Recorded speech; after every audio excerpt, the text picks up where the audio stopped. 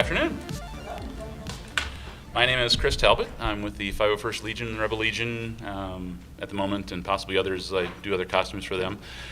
Today and over the 4 sessions over the weekend, we're going to be building a Jawa costume from essentially base materials, and kind of show you the processes and techniques, and what goes into it, give you an idea of what's going on. Oh, sure. Okay. Sorry. Can everyone hear me? Or is this one not on even? Yeah. I mean, some of these are hot because I could hear them as I was moving around. But that one doesn't appear to be hot. So, that one's hot. So. No, yeah. I think you're right. Oh, as far as moving the cord. No, that's not going to work. So. All right. Well, if everyone can hear me, then I will go ahead and go without the amplification, and as we fix it, it'll do its thing. So if you can't hear me, do nothing. If you can't hear me, raise your hand. Fantastic. All right. So actually, need to pull up my crib sheet here. So that's gonna look.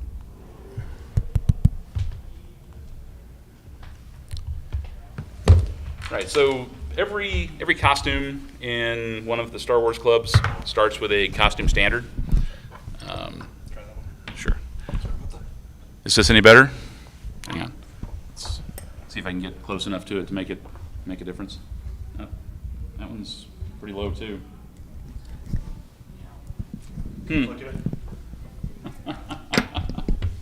Right, so as I was saying, there we go. All right, cool. Can you hear me now? Fantastic, awesome. All right, well, it wouldn't be a real thing without a little something going on, right? So every costume in one of the Star Wars clubs starts with a costume standard. In the 501st, we call them the Costume Reference Library.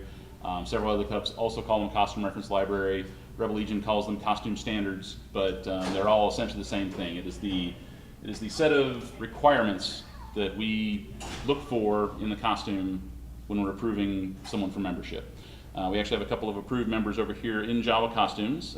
Brian and Miriam, if you wouldn't mind standing up real quick and give everyone kind of a look at the finished product, as it were. So, as you can see, both of them are a little taller than your average Jawa on screen. We do not discriminate in terms of height or body size or body type or anything like that. And so having a 6'4" or even a 6 foot Jawa or a 3'2" Jawa, thank you, is perfectly, it's a matter of how the costume fits on you. And so part of the issue is understanding the standard, understanding what goes into it, what the approval process is going to look like, and then when you submit it for approval, taking the feedback from the judge, applying that, and moving on with things. And this is just more to kind of introduce you to what goes into kind of putting a costume together. The Jawa is one of the simpler costumes to do. It's mostly just fabric, a couple of specialty parts, a mask. There's boots involved as well, which we won't actually get into for these sessions this weekend, but they are relatively simple as well. They're just chunky UGG-style boots with more of the fabric wrap. The fabric itself, not to get ahead of myself too far, is what's called monk's cloth. It is a fairly, I'm going to go ahead and say, low-quality fabric. It is a very coarse weave. It will fray at any stern look you happen to give it, especially if you try to wash it. So we'll cover in a minute how to kind of get around that and make it a little easier to work with as you do what you're doing. Usually you'll start off with white or unbleached cloth and then dye it yourself, and we'll talk a little bit about that as we go.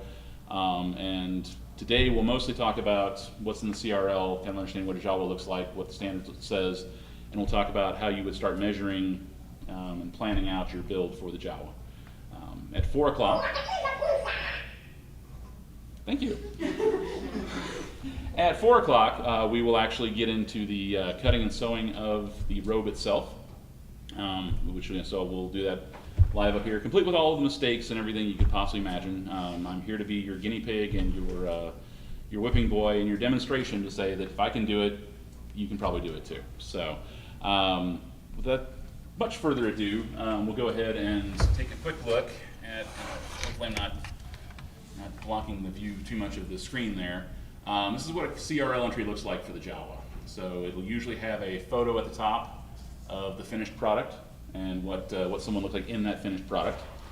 And then it will describe the costume itself, what kind of category it belongs in costumes. In this case, it's a DZ for denizen, and those are essentially characters that are not necessarily the Empire. They're just kind of characters in the universe that aren't necessarily precisely good or precisely bad. It just kind of depends on the situation. Detachments are how we organize costumes into categories. So Crate Clan is where all the denizens go in the 501st Legion. The Pathfinders Corps would be where Biker Scouts would go in the 501st Legion. The 1st Imperial Stormtrooper Detachment is where Stormtroopers go. And Clone Troopers, I believe, as well. I know there's Clone Trooper Detachment is a whole separate detachment as well. So it's a way of kind of grouping like costumes together and then going from there. And so they have some similarities to them, and they're all kind of recognizable that way. I'm not going to read all of this to you, but essentially what it'll have is an introduction as to what the character was in the film or in the material that it comes from, either comic books or television show or what have you, books. And then a bunch of text in front of it basically, says that you're not necessarily, this is not the recipe necessarily, this is just the standards, and that for visual references and things like that, you may need to consult other sources to get really accurate information on it. So, but the costume itself, or the required components of the costume, will then be listed. In this case, it starts with the mask, and it is that kind of classic black mask with the glowing eyes in the middle. Covers the entire face and goes within the hood, which is the next item on the thing, which has a fairly particular construction. It is separate from the robe, so it actually removes separately and is not attached to the robe in any way. It just sits over the head, ties around the neck area. The robe itself is a kind of a simple T-shaped, almost poncho kind of thing with sleeves, and there are a couple of requirements on that we'll get back to in a little more detail. There's an undergarment specified, black or brown, just to cover the arms and legs and to kind of obscure anything that's kind of specifically human about a person underneath the costume. The gloves are black cloth, leather or leather-like material. They're plain, they cover the hands, and optionally you can attach fur. I think Miriam there has some fur on her gloves, because in some of the sources you'll see they have kind of fur peeking out from under their sleeves. So they're apparently a furry species. And then finally the bandolier, which is typically this is what they call a 1903 style Belgian bandolier. It's a ammo pouch, 5 pockets. That is the typical one. There are several different kinds of bandolier that are approvable. It doesn't have to be necessarily this one. This one's the easiest to find replicas of. You can get this on Amazon for about $30. And then the boots, again, like I said, are kind of a chunky, almost UGG-style boot, tall enough to get to the mid-shin, and they're wrapped in the same fabric. There's some optional accessories, which we won't cover much of, except to note them here, to kind of give you our tour of the CRL. The vest would be tan, textured, heavyweight fabric. We've seen especially in some of the newer material, we see Jawas wearing vests.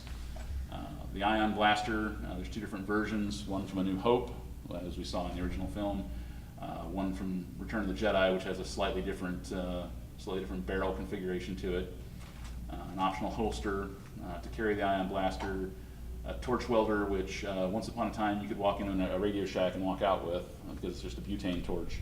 But Radio Shacks don't exist anymore, so you have to find a different source.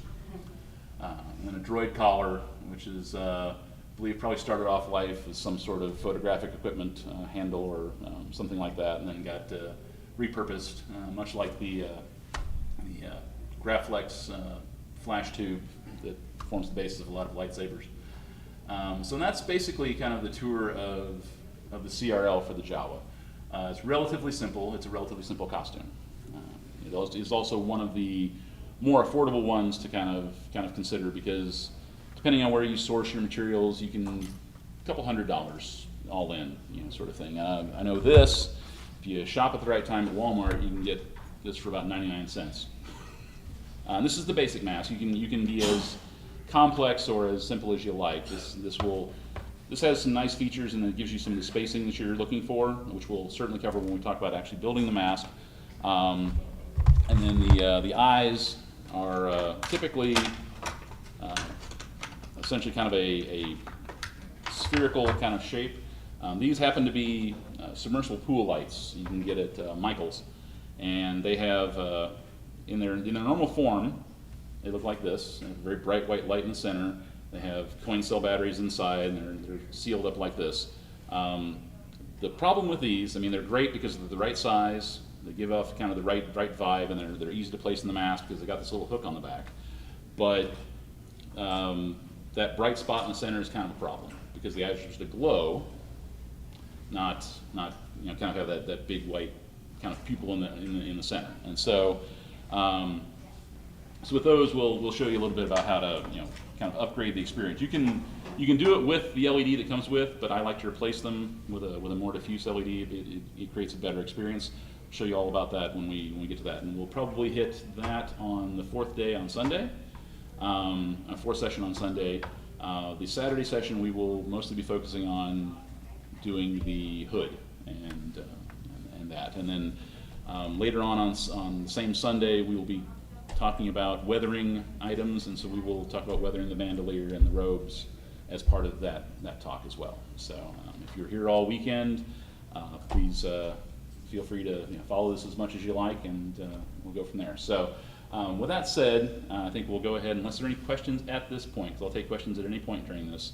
And in fact, I may be begging you for questions when we're getting into the middle of sewing and I'm doing a big long line of nothing and y'all are just watching me push fabric through a sewing machine. Trust me, you're going to want to ask some questions. Make me talk.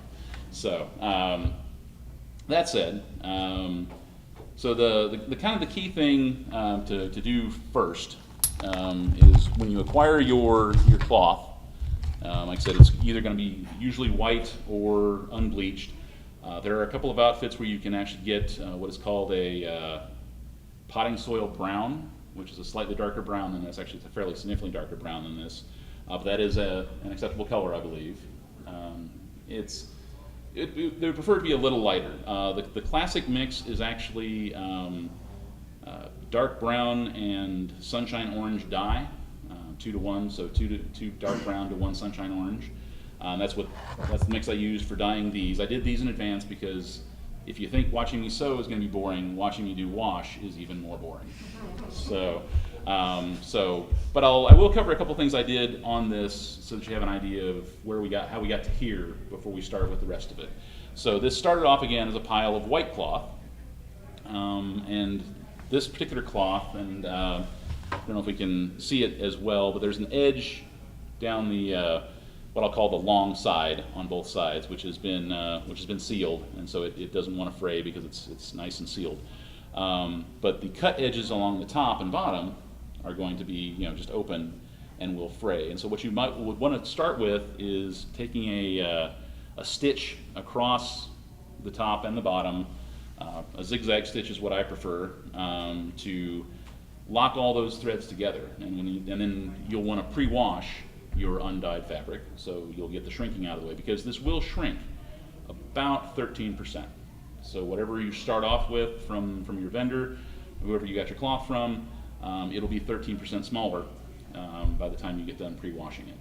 And it would be 13% smaller after you got done dyeing it. You wouldn't necessarily know about that in the first place, and so you might have to plan your build a little differently. So having it be pre-shrunk definitely gives you a little better idea of what you're working with once you got going. And so that's what I had done, was essentially just ran the top and bottom edges through the sewing machine with a zigzag stitch, and that cleaned everything up. You can see that even just the one wash and one cycle through the dye has frayed literally everything up to that thread line. And so if you want to come up later on and take a look at it, I completely invite you to do that. If you want to do that now, for that matter, I don't know that I have any real issue with that. So, but that's kind of the prep work there. Once you've got it pre-washed, then you can actually go ahead and dye it. Like I said before, the classic mixture is a 2 to 1 dark brown to sunshine orange RIT dye. I have done this in the giant tub with the hot water method. I have done it in my washing machine. Washing machine is far easier. And it does not actually stay in your washing machine, so you don't worry about that. Especially if you follow the instructions. And RIT actually has an incredibly good set of instructions on their website about how to do the dyeing in the laundry machine, or in your washing machine. Which I've used those instructions several times and have been ridiculously happy with the results. So they've been at this for longer than I've been alive, which is saying something. It's definitely the more convenient way to go. I know I have done it in the big vat before, and just stirring with the stick and rinsing it out and all that, and it's way more hassle, honestly. So that's brings you up to having a pile of cloth. I went ahead and had cut these to kind of the rough length I wanted to start with. This piece actually started off life 6 yards long by 60 inches wide. It is now closer to 4'10" long and about 52 inches wide. And then the hood piece, which is separate, is about 60 inches, started off about 60 inches by about 60 inches, somewhere in there. So it's about 1.5 yards, and then went through the dyeing process, or the pre-wash and dyeing process, and is now, again, 52 by 52 thereabouts, which is plenty of width and length for the hood. And then the robe itself will let us do about a little over 5 feet from shoulder to floor. While I will talk to you a little bit about how to do the measuring for a person, what we will do here will be more just taking some arbitrary measurements just to kind of speed things along. Because I don't have a model to try and fit to, but I will kind of speak to you about what you'd want to try and measure in order to figure out how much you're going to need to do.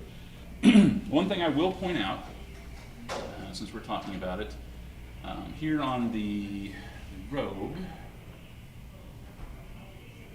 go ahead and zoom that up so you can see it a little more. There's a couple of rules about the robe. So brown, dark brown, rust brown blanket weave being a heavy fabric. So one of the first things is that there should be no visible seams. There are 2 major seams that the robe involves, and that's going to be along the underarm of the sleeve and down the side of the body, one on each side. Because the cloth doesn't always come in lengths or widths, that are conducive to doing one piece across to do the T, you may have to create additional sleeves and sew them to the costume. We won't do that here because it's a little more involved, and wanted to keep things simple and approachable. But if that is the case, the seam needs to be kind of at the shoulder, kind of straight up and down almost, and again, as unobtrusive as possible to make that work. In fact, Miriam, if you wouldn't mind standing up again. Miriam's are actually sewn on, as you can see, but they're not super noticeable at a reasonable distance. So that's it's fairly well done set of robes there. Hold your arms out both like that so you can kind of see the T shape. There's no real flare to the sleeves. There is a flare to the body of the robe, and we'll talk about that in a second as to how to create that. Thank you, Mary. And so that's those are kind of the key things you're going to keep in mind when you're measuring for your robe. So my phone would stay on instead of shutting off every so often. This would be great. I could actually consult my notes. The other thing about a Jawa robe is they shouldn't be tight anywhere. So the key measurement is kind of going to be under the underarm, kind of because that's going to be the narrowest point you're going to have, because your skirt's going to kind of flare out as you go to the bottom, and so it's never a form-fitting tight sort of thing. It's as shapeless as scrubs, tend to be, honestly, or even more so. It's a very rough construction kind of thing. It basically covers the body. So I think we mentioned that. We mentioned the flare. So with the measurements, what you would want to do is, and if I could get Miriam to stand up again real quick, and I'll come to you. Please come forward, Miriam, please.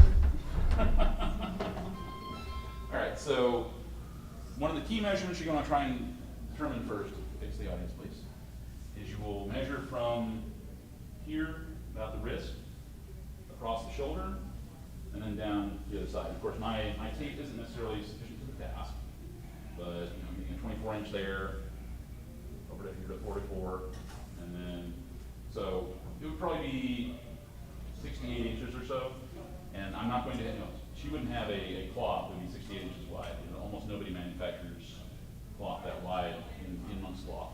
And so that's going to be one of the key measurements. The other one would be, again, under the armpit. I will see some demonstrated, but just go around the body and take that and add a couple inches to it. And thank you, Mary. So my rule of thumb on that is about 3 inches, or 2 inches, 2 to 3 inches on the sleeve measurement. Based after what you get here, you're going to have some room for fray because the edges of the sleeve should be frayed a bit. But the sleeve needs to end at about the wrist, not over the hand, but about the wrist. And then you'll have some length at the bottom for fray down there as well. And so, and when you're measuring the body, go ahead and add another couple inches just to give you some looseness around that part of the body. So again, so nothing is tight or form-fitting at all. So for our particular build, we have 52 inches of usable space, so we'll use all of it. I decided that we would start with so let me actually kind of go from here. Pardon me, losing my voice slightly. So there we go. I'll step to the other side of the table over here because we can then get this laid out. So here's our starting cloth, and here's our width, and this is actually folded in half, which is how we're going to approach this pretty much from here on out. So the entire length would be, I said, close to 10 feet. This is 5 feet 4 folded over. Here are our left and right edges at 52 inches either side. And so here's where we'll start. Head will be up here where the seam is at, or where the fold is at. And then our cuts will essentially take us across. So again, what I decided on was about a 20-inch width here, which when sewn together and making a seam would give us about a 38-inch circumference at the armpit area. And then, like I said, we'll flare out from there. And then the sleeves themselves will be about 10 inches from the fold to the cut. So it'd be about a 20-inch circumference on the sleeve. So it's nice and loose and hangs out that way. So this particular robe that we're going to end up with, like I said, could fit a fairly tall person. They would be moderately slender, and they probably wouldn't, have very long arms. But you can be cut down from the length on the bottom or from the sleeves to fit smaller people than that. So, but this is a demonstration. We're not working with any one particular person.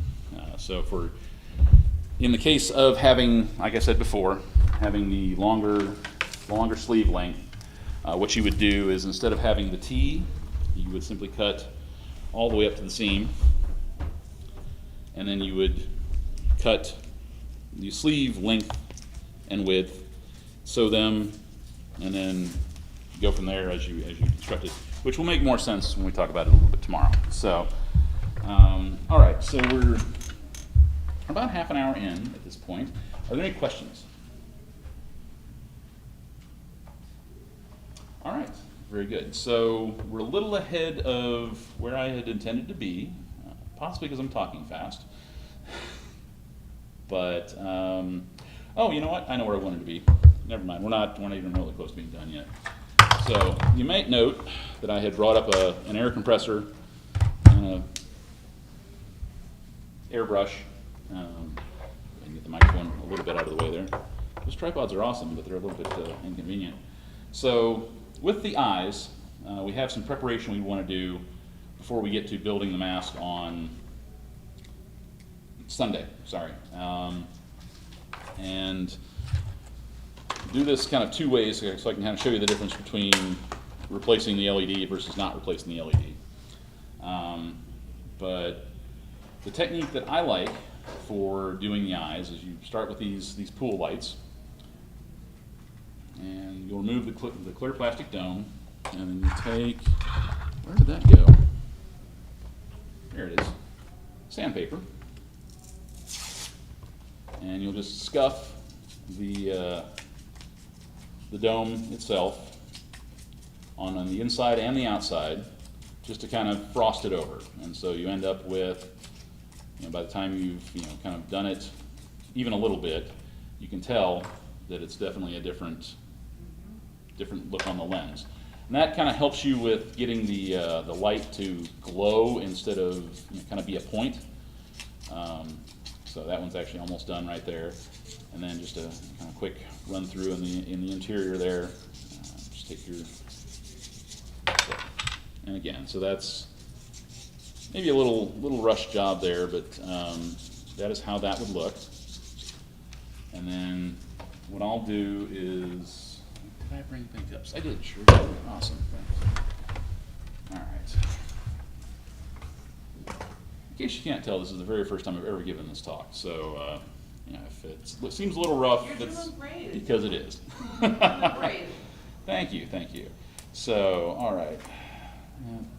Note to me, next time, open the paint first.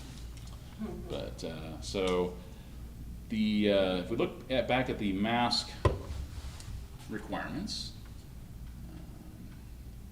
we talk about the color of the eyes. Eyes are yellow or light orange, and about 1.25 to an inch or 1.25 in diameter, and these are, I think, just exactly at about 1.25 inches. And so you wouldn't use many flashlights because they are emitting a beam of light, so this non-directional LED is ideal. And there's the glowing, not projecting verbiage of the CRL. And there's a temptation to maybe use like gumball machine cups, but those tend to be too deep by about another 100% of the length, so they tend to bulge out too much. Whereas these, when they are put together, sit nice and flat against the mask and do that. And so what we're doing here is I'm just going ahead and mixing some orange and yellow paint. It's going to give me an orangish yellow, and if you find a shade you think would work at your local craft store, you don't have to go to the trouble of mixing it. I just like doing things the hard way. So, you know what I didn't bring? Anything to stir paint with. That's going to be awesome. Michelle, can I have you grab me the paper towels out of there, please? Because I'm going to do this with my fingers. It's going to be fun. It'll be awesome. I have a question. Yes, ma'am. If you're new to this, how much does this air compressor run? Is that So, something that's expensive for someone that's starting out? It's not super expensive. I mean, it is definitely and you could do this with paint brushes, by the way. You would just be wanting to do kind of very light coats over multiple, and in fact, we'll even do multiple light coats using the airbrush because it gives it a more uniform look.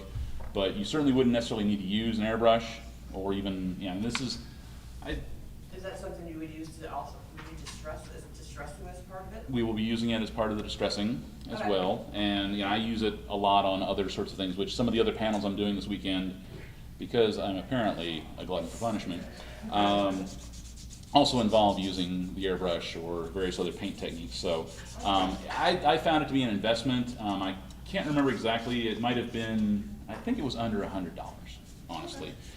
Which, if you're doing any significant amount of it, is worth it. I mean, it's a nice setup. I got it on Amazon. It's kind of a basic package. So it came with the compressor and the couple of different air guns and all of that. And so it's definitely been worth what I paid for it, for sure. You can get at a hobby store. There's the compressed air fed ones in the can with the little top. Those also can work. Again, they're a little more persnickety, I find, a little less convenient to use in some cases, and plus you're going through cans of compressed air all the time. So, this, as long as I've got power and the compressor's still doing its job, we're off and running up the races. So yeah, so that's a good question actually, because I sometimes take for granted, having bought some of this stuff, 5 and 6 years ago, that I have it available to me, and it may not be something that everybody, kind of has just laying around in their garage waiting to be used. But so, there's something in investment, and obviously we'll be involved in using a sewing machine later.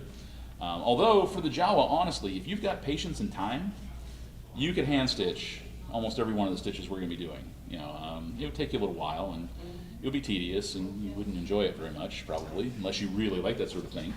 But you could do it, But a good entry-level sewing machine, would be certainly fine. If you happen to have a friend or relative who owns a sewing machine, you kind of talk nice to them, buy them a pizza, let them let you use their machine, what have you.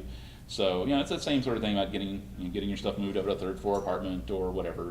Just prevail on your closest folks. And so what I'm doing here is basically making the paint very, very diluted, so it'll pass through the airbrush a little easier, and B, give me kind of a nice thin coat, which I'll then do multiple of and let dry between, so that it gets a nice uniform coverage. So that looks about right. So I'm pretty sure that the organizers of the con did not know I was going to be busting out airbrush equipment, but They're watching you from the back of the room. yes. They're watching back of the room. What is he? Yeah, crazy guy. Oh, you know what? Am I plugged in? No, of course not. That would be silly. And that actually explains why the laptop kept shutting off, because it was not plugged in, so I thought it was on battery power. There we go. There we go. So yeah, so putters and whatnot. So then just a little bit of paint. Doesn't take a whole lot. Just to increase the chances of us not making a giant mess. Oh, okay, we turned up my level. Now I've got an echo. So, okay, where am I stuck? Maybe didn't clean this thing very well. Oh, this is going to be great.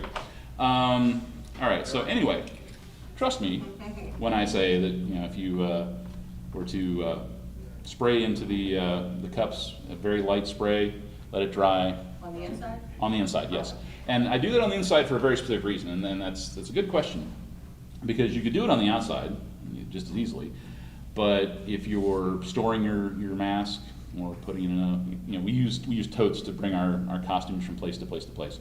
And if it's not covered or protected, you would tend to scratch the paint off, and you end up with brighter parts showing through. If it's on the inside, nothing's getting to it, and so all your colors on the inside, and so any scratches on the outside are just in the plastic, which aren't going to be nearly as devastating to the finish you just put on it.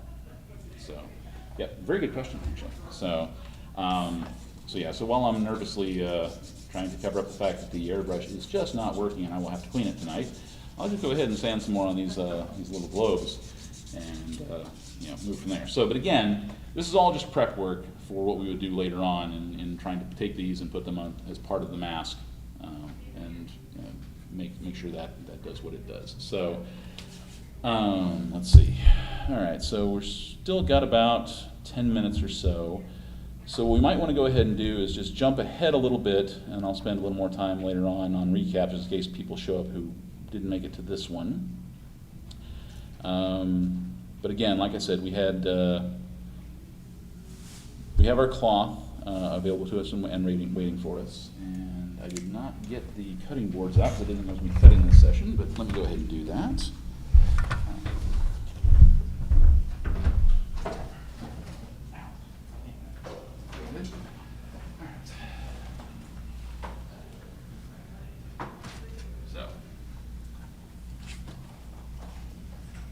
This is more of a concession to not destroying our host's tables.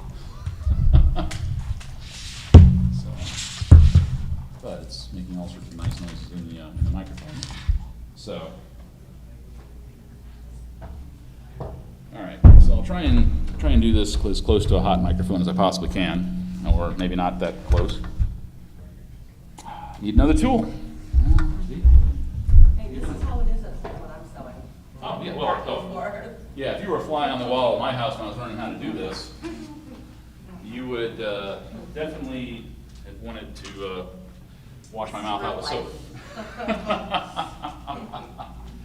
So yeah, so if nothing else, I think I can probably safely serve as an example of you couldn't possibly be worse at it. I think it helps that it shows that we all, You're authentic. it's not magical. The fact that we, the screen accurate costumes, that there's not a magical process, There is a lot of work and human error that goes into getting Right, so What she said. what I'm going to basically do here is just run my cutter along the side. Again, this is another one of those optional sorts of things that most people probably don't have, but it's super useful. It's a rotary cutter. It is super sharp. Be careful, put the guard in place when you're not using it. They're pretty inexpensive. They're not super bad. Yeah. Really are not super bad for the amount of usefulness they have. They're fantastic. You can do it with a plain pair of scissors and whatever amount of patience you want to try to apply to it. But all I'm really going to do here is just go down kind of the edge, and I'm just taking off that sealing that the manufacturer had applied to keep it from fraying along that direction.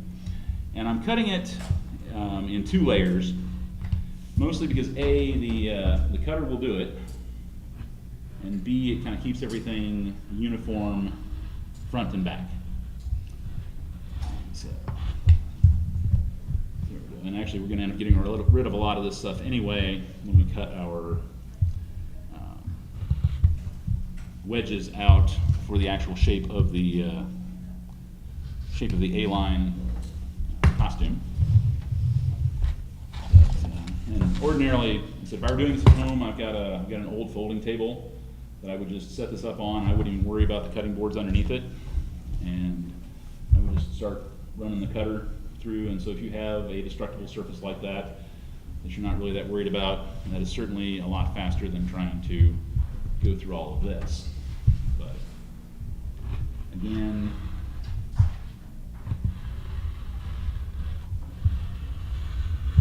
just kind of cleaning up that edge. We want those edges, especially the edges that are involved in the sleeves, we want them to fray. So by taking that off there, we're kind of ensuring they can do that, and we're not going to be messing with our measurements later.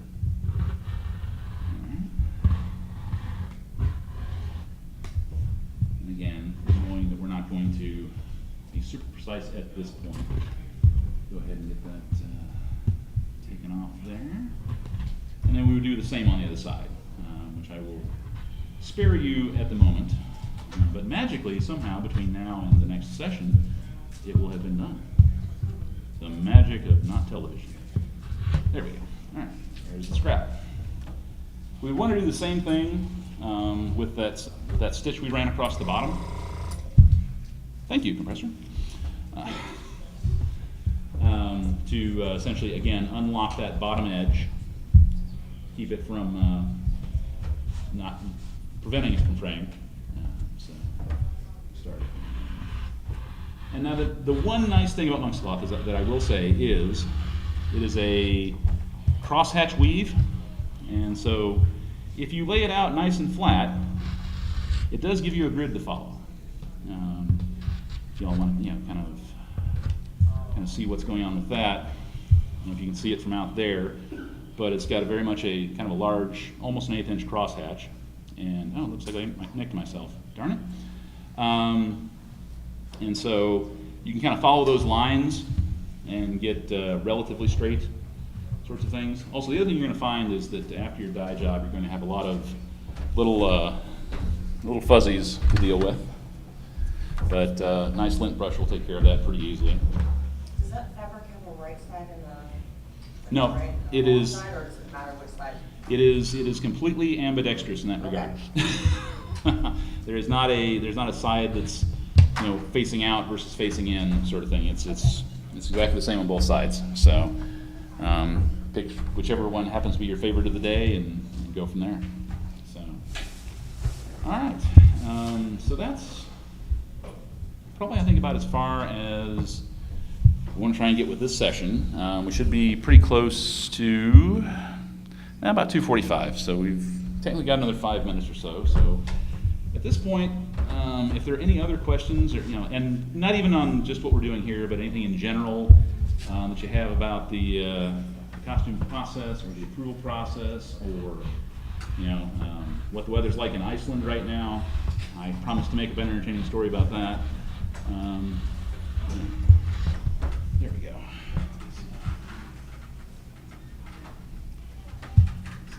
Oh, let's see what's happening there. It's not getting cut here.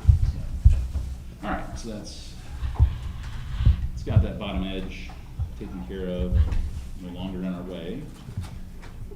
So we will be ready to then start measuring for our actual construction. So, very good.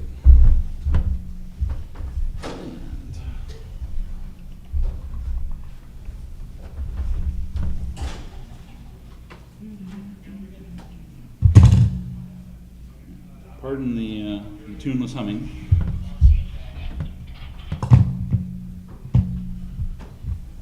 Also the thumping as I irritate the microphones by. All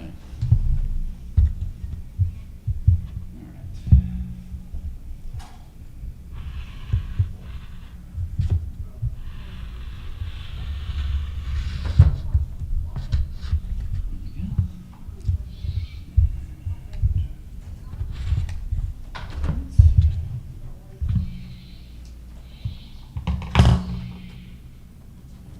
It really was not my intent to demonstrate how sharp that tool is by getting myself cut with it, but here we are. Very sharp. Our first tool for leather. Yeah, You're not crafting unless you're leaning on it. and I think I now know everybody on Facebook that got irritated with me and said, "Hey, be careful with that tool." And I'm like, "I use knives all the time. I'm super careful." I probably owe them an apology and maybe a beer. So they were right. A moment of inattention will definitely bite you. There we go. So yeah, nice and prepped there for the next steps, which will be laying out the cuts we're going to make and then starting the stitching. So at that, I think we'll probably go ahead and call it for this session. So happy to entertain questions, but if not, I'm also happy to let you go and go off and enjoy things. Hopefully see some of you back, or all of you back even, at 4 o'clock. Woo!